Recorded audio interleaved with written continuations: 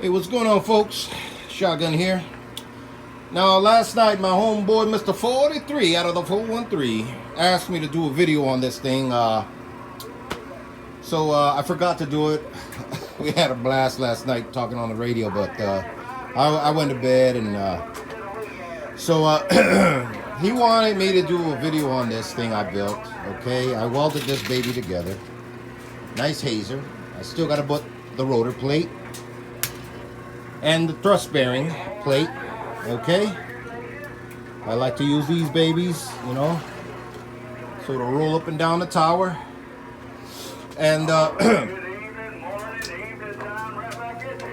right here is going to be a nice big ring bolt where the cable will raise it and lower it. Okay, now the thing about that is a lot of people, I honestly don't know what they do with this, how they do it, if they run the cable over the rungs, which is something I would never do.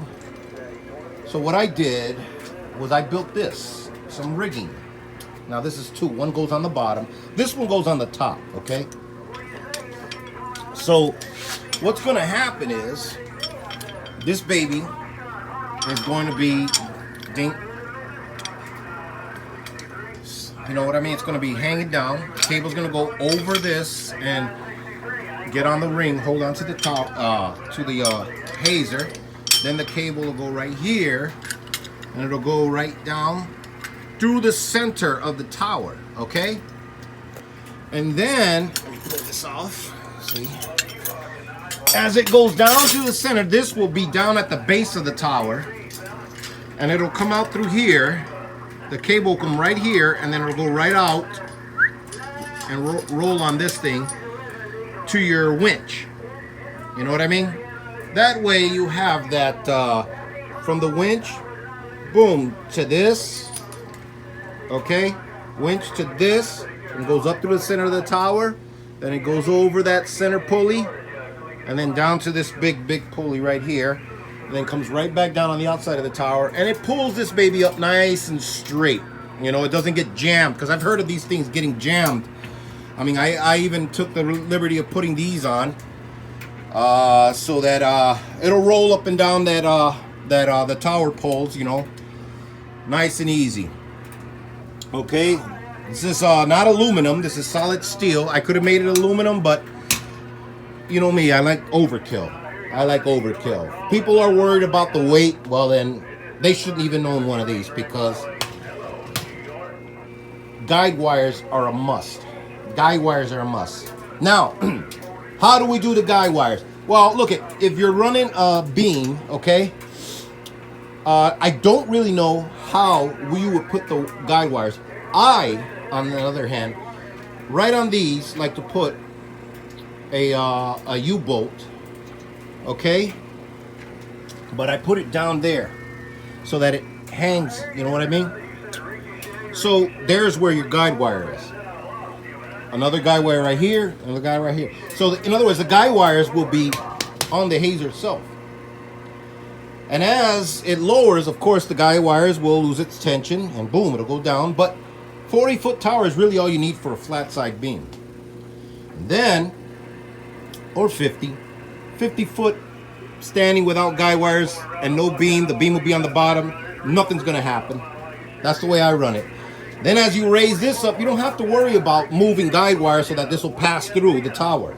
You know, the guide wires are attached to the hazer in and of itself, so as it's going up to the tower, the guide wires are getting tension, you know, and then you got your turnbuckles on the bottom and all that, you know.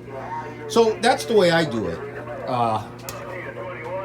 I'm gonna have to talk to the guy I made this for and ask him if he wants the loops right here to hook onto the guide wire, or is he gonna do differently. Now, I would not attempt this with a tower that's like 100 feet, because hell no, that means when this starts to go and those guide wires get loose, when this starts to go down, what would happen is that the 100-foot tower will then start to sway in the wind. Even if the antenna's down at the base, 100 feet is 100 feet, you know. But a 40-foot, 50-foot maximum, yes, I would definitely use the guide wires, attach it to the hazer itself.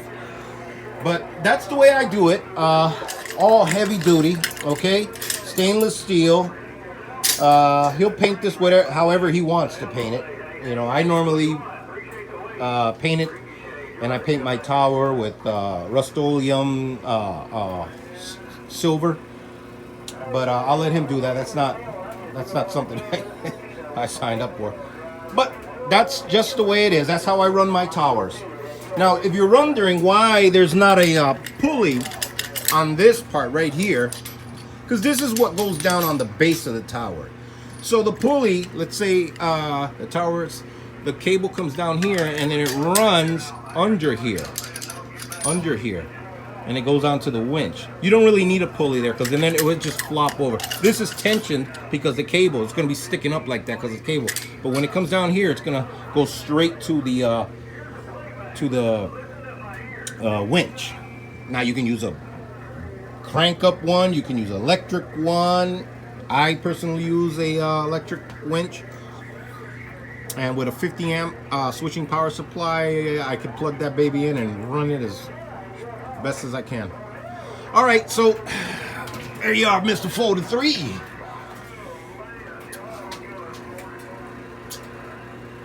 Nothing like a little welding.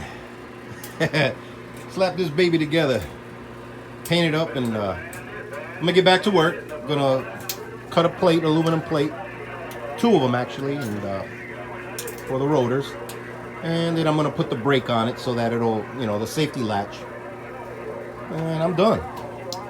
All right, guys, God bless. Shotgun, I'm back out.